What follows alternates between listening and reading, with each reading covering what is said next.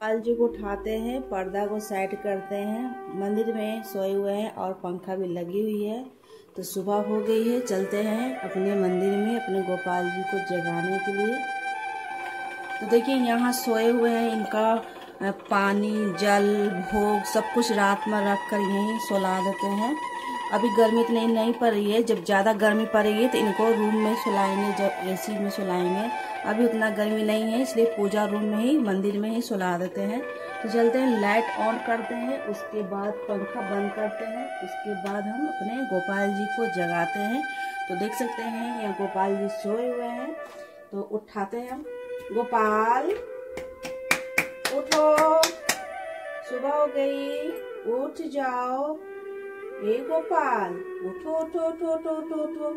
यहाँ देखिए उठ चुके हैं और उठ कर बैठने वाले हैं। तो अभी जो है थोड़ी सी इनको हाथ पैर हम इसी पर बेड पर ही दबा देंगे। उसके बाद इनको जल पिलाएंगे, उसके बाद दूध का भोग लगेगा, उसके बाद इनको स्नान होगा। डायरेक्ट स्नान नहीं होता है, मेरे हर वीडियो में आप देखते होंगे फ्रेंड्स। तो यहाँ मैं इनको साथ में बांसुरी देती हूँ। इन्हें बिना बांसुरी के एक पल मन नहीं लगता है, इसलिए साथ में जब भी सुनाए अपने गोपाल जी को ना, तो यहाँ पर जी अपने गोपाल जी को ना साथ में ना बांसुरी जरूर रखें। तो यहाँ देखिए उठ चुके हैं, थोड़ा सा इनको प्यार दुलार किया जाता है, उसके बाद ये उठते हैं। तो अब थोड़ा सा इनको हम मुंह पोंछ देंगे, उसके बाद हम जल पिलाएंगे।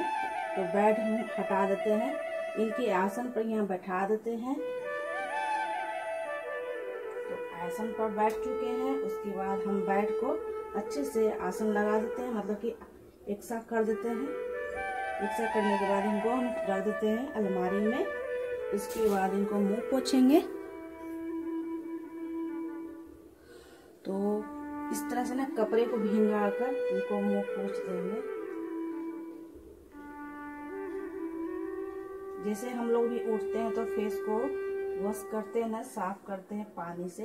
इससे हम कपड़े को भिंगा कर ना थोड़े से कपड़े को, जैसे कि सॉफ्ट मुलायम कपड़े हो, उसी से इनको फेस को अच्छे से पोंछ लेंगे। उसके बाद हम इनको जल पिलाएंगे, जो कि रात में जल इनका ढक कर रखा रहता है। कुछ नमकीन मीठा मैं भोग में रख देती हूँ, रात में जब भूख लगेगा तो खा लेंगे। तो यहाँ देखिए जल पिलाते हैं, और जल में तुलसी पत्ता होनी जरूरी है। तो अब हम गर्मी कर रहे हैं, तो अब इनके लिए मैं लाऊंगी मटका, जैसे कि मिट्टी वाले आते हैं मटका, उसमें पानी ठंडे रहते हैं। तो दूध को गर्म करके अभी जस्ट लाए हैं, उसके बाद इनको दूध पिला देते हैं। दूध पिलाने के बाद हम इनको स्नान कराएंगे।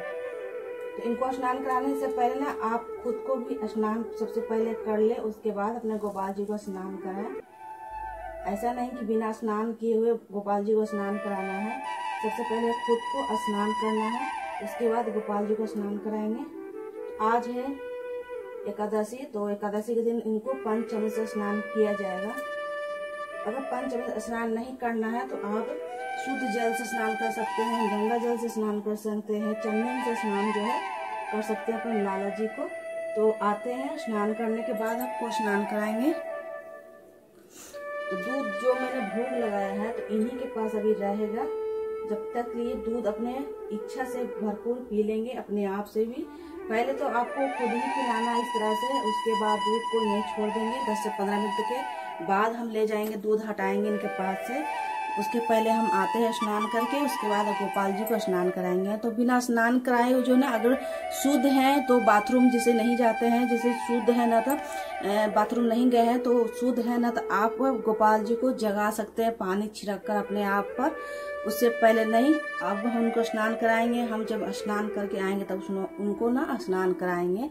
जब तक दूध का भोग लगाएंगे, जब तक मेरा भी काम उधर हो जाएगा। जय श्री कृष्ण दोस्तों, कृष्ण के भक्तों, कैसे हैं कृष्ण के लाडो। तो आज हम एकादशी के दिन जो है सबसे ब्रह्म मुहूर्त में अपने गोपाल जी को स्नान कराते हैं। जब भी एकादशी पड़ती है, तो ऐसे तो महीने में 2 बार एकादशी पड़ती है, तो कोशिश करें कि एकादशी जब भी रहे उस दिन सबसे पहले जल्दी उठ कर ना घर को साफ करने के बाद गोपाल जी को स्नान कराएं। तो सबसे पहले उठने के बाद ना सारे घर को साफ करने के बाद जो है अपने गोपाल जी को उठाकर जगाकर दूध का भोग लगा कर चलिए। स्नान करने के बाद आकर सबसे पहले स्नान करना है आपको। उसके बाद अपने ही गोपाल जी को, जैसे ठाकुर जी के जिन जिन जिन घर में जो है ना ठाकुर जी हो, सबसे पहले उनको स्नान कराएं।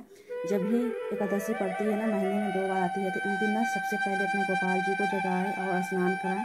चंदन से, पंचामृत से, दूध, दही, हनी, गंगा जल और शक्कर के साथ मिलाकर इस तरह से स्नान कराएं, क्योंकि गर्मी भी बहुत ज़्यादा पड़ रही है और दही से स्नान कराने से ना ठाकुर जी काफ़ी ठंडक महसूस करते हैं।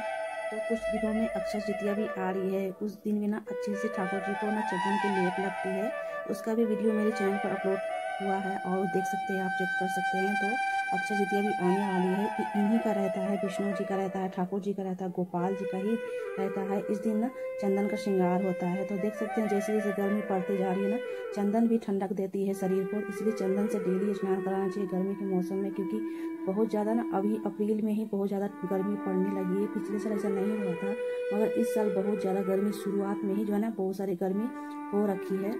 अगर आपके भी घर में गोपाल जी हैं तो इस तरह से ना चंदन में इनको स्नान कराएं, बहुत ज़्यादा खुश हो जाते हैं। और गर्मी के मौसम है ना, तो चंदन बहुत ठंडक देती है शरीर को, इसलिए ना डेली रोजाना चंदन इत्र के साथ आप इनको स्नान कराएं। तो देखिए बातों बातों में ना गोपाल जी का स्नान भी हो गया है। जो भी स्नान का पानी है ना तुलसी पौधा में डाल देंगे, या तो बड़े से ब्रिज में डाल सकते हैं, इधर उधर नहीं डालना है, नाली में नहीं डालना है, क्योंकि पैर में नहीं लगनी चाहिए। तो जब भी इनका स्नान का पानी हो तो पेड़ पौधे में ही डालें। इनको अच्छे से पोंछने के बाद में इनको हम इत्र लगाएंगे, इत्र के बाद ही हमको हम वस्त्र धारण करेंगे। मैं तो स्नान कराने के बाद तुरंत जो है ना अपने गोपाल जी को इत्र की सेवा दे देती हूँ, क्योंकि बाकी टाइम जो है ना समय नहीं मिल पाता है। इसी समय स्नान के बाद मैं तुरंत इत्र की सेवा दे देती हूँ, ताकि पूरे दिन इनको ना सुगंधित लगी रहती है। और इस तरह से ना पुष्प में भी लगाकर आप इस तरह से इनको मालिश कर सकते हैं। एक तरह तो मालिश भी हो जाती है और इत्र की सेवा भी आपकी हो जाती है। तो अगर आप भी हो सके ना तो स्नान के बाद जस्ट इस तरह से आप गोपाल जी को ना इत्र की सेवा दे दे। अगर जिस दिन बाय द वे अगर नहीं टाइम मिल पाता है तो मैं रात में इत्र की सेवा देती हूँ। सुलाने समय जब इनका सोने का टाइम होता है ना, रात्रि में 9 बजे तक इनको मैं सुला देती हूँ। बाय चांस कभी कभी ऐसा होता है कि कहीं जाना होता है तो लेट हो जाता है, मगर कोशिश रहती है कि 9 बजते बजते ना इनको शयन कराया जाता है। उसी समय दूध का भोग लगाने के बाद हम जो है इत्र की सेवा देकर इनको अच्छे से सुला देते हैं। तो आज कदमा एकादशी भी है और कदमा एकादशी के दिन तो खासकर इत्र की सेवा जरूर ही देना चाहिए। चैत्र शुक्र की एकादशी व्रत भगवान विष्णु की ही होती है। इस दिन पूजा करने से भगवान विष्णु का विशेष आशीर्वाद प्राप्त होता है। कदमा एकादशी का चैत्र शुक्ल एकादशी की भी कहते हैं। हिंदू धर्म में माना जाता है कि एकादशी तिथि को विशेष महत्व माना जाता है। वर्ष भर में 24 एकादशी मनाई जाती है, जिनमें से प्रत्येक के अपना अलग फल और महत्व होता है। कदमा एकादशी के दिन श्रद्धालु भगवान विष्णु की पूजा करके धार्मिक मान्यताओं के अनुसार एकादशी तिथि को भगवान विष्णु की हरि पूजा की जाती है। अगर भगवान हरि विष्णु जी की अगर घर में आपके प्रतिमा नहीं है तो गोपाल जी को ही अच्छे से श्रृंगार कर स्नान कर अच्छे से भोग लगाकर इस दिन विशेष रूप से भोग भी लगता है। या तो मीठा में कुछ बना सकते हैं, नहीं बना सकते हैं तो मीठा में बहुत सारे जो मार्केट में मिल जाते हैं, तो इस दिन ना अच्छे से इनको भोग लगाना चाहिए। और पूजा अर्चना जो है ना धार्मिक पुस्तक भी पढ़नी चाहिए। जो भी आपकी मनोकामना है ना इस दिन मांगा हुआ जो है पूर्ण हो जाती है। तो अपने गोपाल जी को ही हरि विष्णु मानकर पूजा अर्चना करना चाहिए। देख सकते हैं यहाँ स्नान होने के बाद ना वस्त्र इनको पहनाने के बाद बांसुरी, माला और इस तरह से ना शीशे दिखाया जाता है। तो शीशा जरूर दिखाएं दोस्तों जब भी श्रृंगार करने के बाद। तो यहाँ स्नान कराने के बाद इनके आसन पर बैठा दिए हैं जहाँ डेली बैठते हैं। तो यहाँ बैठाने के बाद ना कुछ भोग लगाएंगे। तो भोग लगाने के बाद हम आरती करेंगे। तो कुछ मीठे में भोग लगाया है, खजूर के हैं और कुछ लड्डू हैं, माखन मिश्री है। तो माखन मिश्री तो इन्हें रोज ही लगता है, एक दिन बीच नहीं होता है। इन्हीं जो भी भोग लगते हैं ना तो किसी किसी को क्वेश्चन रहता है भोग लगाने के बाद क्या करना है। तो आप प्रसाद के रूप में ना बच्चों लोग में बांट सकते हैं, क्योंकि ये एक प्रसाद हो गया है। माखन मिश्री तो ऐसे तो लड्डू गोपाल को बहुत ही बेहद ही पसंद है, इसलिए माखन मिश्री डेली इनको लगाना चाहिए। काफ़ी ज़्यादा जो है खुश हो जाते हैं। तो जल का भी भोग लगा देंगे सारे में। हाँ, तुलसी पत्ता जरूर रखें, बिना तुलसी पत्ता के जो है भोग स्वीकार नहीं करते हैं, इसलिए तुलसी पत्ता होना जरूरी है भोग में। तो अभी सुबह में जो भी पूजा हो रहा है, जो भी स्नान करने के बाद में भोग लग गया है, तो इन्हें स्नान करने के बाद बाकी सारे भगवान को अलग से भोग लगता है, क्योंकि इनके भोग में तुलसी पत्ता रहता है। और भी भगवान है तो उनमें तुलसी पत्ता नहीं लगता है, तो उनका भोग अलग से लगता है।